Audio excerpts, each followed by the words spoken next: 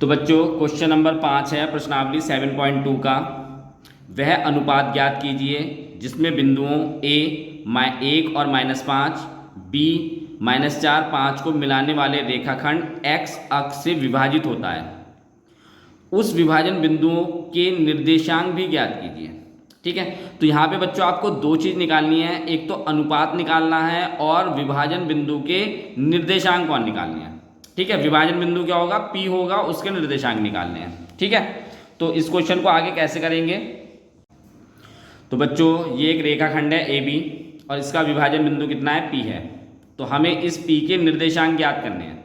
ठीक है, लेकिन क्वेश्चन में क्या बोल रखा है, ये इसने x अक्ष पर, तो x अक्ष बच्चों पता होगा ये x अक्ष होता है और ये y अक्ष होता है।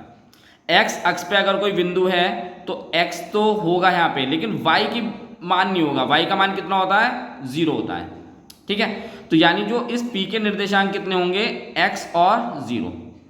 अब हमें y के निर्देशांक तो पता चल गया 0 है, लेकिन हमें x के निर्देशांक और पता करने हैं। तो यानी हमें यहाँ पे x की वैल्यू और निकालनी है, x का मान और निकालना है। ठीक है, अब आपके पास यहाँ पे x1 कितना है, 1 यहाँ पे, y1 कितना है, -5, फिर उसके बाद x2 कितना है, -4, और y2 कितना है आपके पास, 5।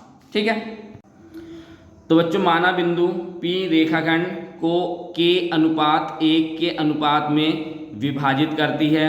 यानी ये जो बिंदु P है ये k और 1 के अनुपात में इसको विभाजित करती है, ये हमने मान लिया। हमने k अनुपात 1 इसलिए लिया है बच्चों क्योंकि बाद में हमें इसके निर्देशांक भी निकालने हैं, केवल अनुपात ही नहीं निकालना है। ठीक है, तो अनुपात हमारे पास क्या होते हैं, m और n होते हैं। इसे आप m1 और m2 भी लिख सकते हैं। तो m बराबर कितना हो गया यहाँ पे k और n बराबर कितना हो गया 1। ठीक, अब हम इसके विभाजन बिंदु का सूत्र लगा के पहले इसको हल कर लेते हैं। तो p के निर्देशांक x और 0 थे बच्चों, तो x बराबर जो सूत्र लगेगा क्या होगा, m x2 प्लस के n x1 और m प्लस n हो जाएगा। और 0 बराबर, क्योंकि ये y का मान है, 0 बराबर क्या होगा, m y2 प्लस के n y1 और भाग में m प्लस n। अब हमारे पास x का मान तो नहीं है, इसको तो हम ऐसे ही रखेंगे। m बच्चों कितना है हमारे पास, k है, वो ले लेते हैं। x2 कितना था बच्चों हमारे पास, -4 है। n हमारे पास बच्चों कितना है, 1 है यहाँ पे। और हमारे पास x1 कितना है बच्चों, वो भी 1 ही है। और भाग में कितना आ जाएगा, k + 1, क्योंकि m + n है। और यहाँ पे हमारे पास m कितना है, ये तो 0 ले लेते हैं पहले से, तो 0 बराबर है, m कितना है, k है। y2 कितना है आपके पास बच्चों, 5 है। n आपके पास 1 है। और y1 कितना है आपके पास, -5 है। और नीचे कितना हो जाएगा, k + 1 भाग में। ठीक है, ये हो गया। अब इसकी आप गुणा इससे करेंगे, x k + 1, ये कितना हो जाएगा, -4k + के 1।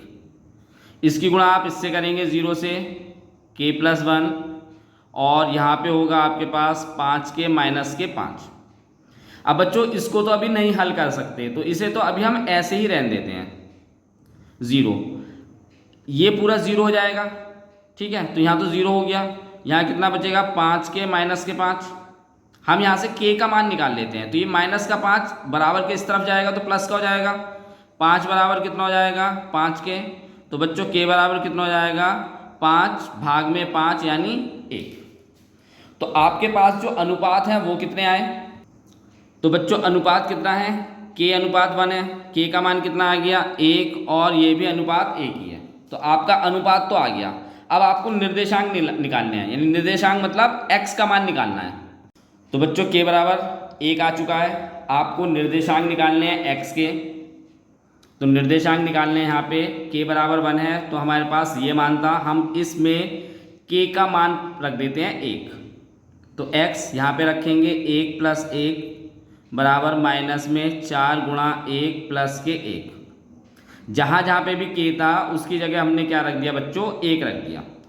1 और 1 कितना हो जाएगा बच्चों, 2x, और यहाँ कितना हो जाएगा, 4 की गुणा आप 1 से करेंगे तो -4 + के 1। तो यहाँ 2x हो गया और आप 1 में से 4 घटाएंगे बच्चों तो माइनस के 3 आएगा।